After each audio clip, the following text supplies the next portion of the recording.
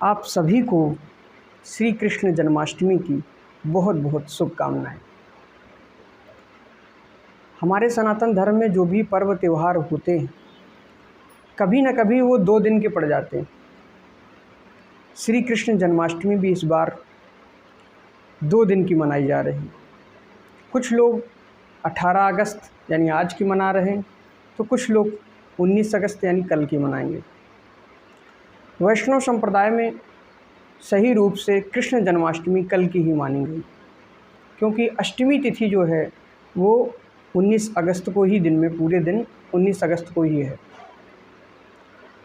जन्माष्टमी के इस पावन पर्व पर दूर दूर से, पूरे देश से लोग मथुरा और वृंदावन में आते हैं, यहाँ भगवान का दर्शन करते हैं। पूरी जन्माष्टमी का पर्व यहीं वृंदावन में मना के जाते हैं। और आज वृंदावन में फिर से एक बार जन्माष्टमी के इस पर्व पर भारी भीड़ वृंदावन में आ रही। मित्रों, ये स्थिति है वृंदावन की कि आप अगर आएंगे तो धर्मशाला, आश्रम, होटल सभी बुक हैं और पूरी तरह से भरे हुए हैं। लोग फुटपाथ तक पे लेटे हुए हैं, ये स्थिति। तो आप अगर वृंदावन आ रहे हैं, जन्माष्टमी मनाने ही आ रहे हैं, तो बिल्कुल आइए और आना भी चाहिए ऐसे भगवान के पावन धाम में भगवान का जन्मोत्सव मनाने के लिए। लेकिन हमारा ये आग्रह है कि आप जब भी जन्माष्टमी मनाने आएँ, आ चुके हैं या आ रहे हैं, तो इन 3 सावधानी ज़रूर रखें। ये 3 सावधानी रखना बहुत आवश्यक है।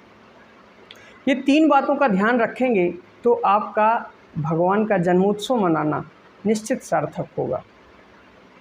पहली सावधानी तो ये रखनी है कि आप अपनी जो कीमती सामग्री है, कीमती सामान है, उनको सुरक्षित रखें। जैसे कि मोबाइल, पर्स, आपका चश्मा, ये सब कुछ ही इम्पोर्टेंट है। इसमें से कुछ भी चला गया तो आपका जो जन्मोत्सव मनाने का जो विचार था उसमें कहीं ना कहीं बाधा पड़ेगी। इसलिए इनको सुरक्षित रखें, क्योंकि आप जानते ही हैं वृंदावन में बंदरों की संख्या इतनी ज़्यादा है कि आप कभी भी संकट में पड़ सकते हैं। तो इसलिए इस बात को ध्यान में रखें।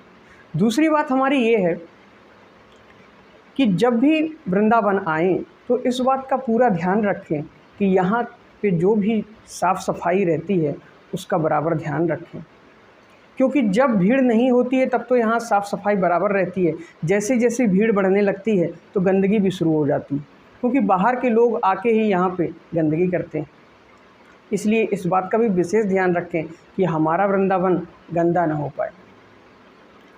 तीसरी सावधानी आपको ये रखनी है कि जब भी आप किसी भी मंदिर में यहाँ दर्शन करने के लिए जाएं, तो इस बात का विशेष ध्यान रखें कि आपके आगे जो भी साधक खड़ा, जो भी भक्त खड़ा है, वो भी बड़ी उम्मीद से दर्शन करने के लिए आया है, उसको आप धक्का ना हो, किसी भी तरह से उसको धक्का ना लग पाए। क्योंकि आप दर्शन भगवान का करने आए हैं, भगवान का ही दर्शन कर रहे हैं। लेकिन यदि आप 10-15 को कुचल कर आगे निकल गए तो वो दर्शन भी आपका सार्थक नहीं होगा। और इस बात का अगर सभी ध्यान रखेंगे तो कभी किसी भी मंदिर में धक्का मुक्की जैसी स्थिति होगी नहीं।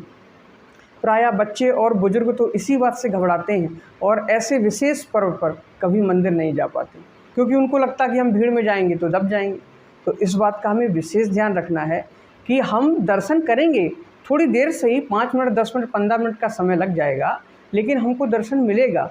अपने सामने वाले का, अपने आगे जो भी भक्त खड़ा हुआ है, जो भी दर्शनार्थी खड़ा हुआ है, उसका सम्मान करें और उसको भी सहयोग करें। सभी लोग आपस में मिलजुल कर सहयोग से ही इस कृष्ण जन्मोत्सव को इस पावन वृंदावन धाम में मनाएं। इसी मंगल कामना के साथ, इसी आशा के साथ एक बार फिर से इस महामहोत्सव की आप सभी को बहुत बहुत शुभकामनाएं।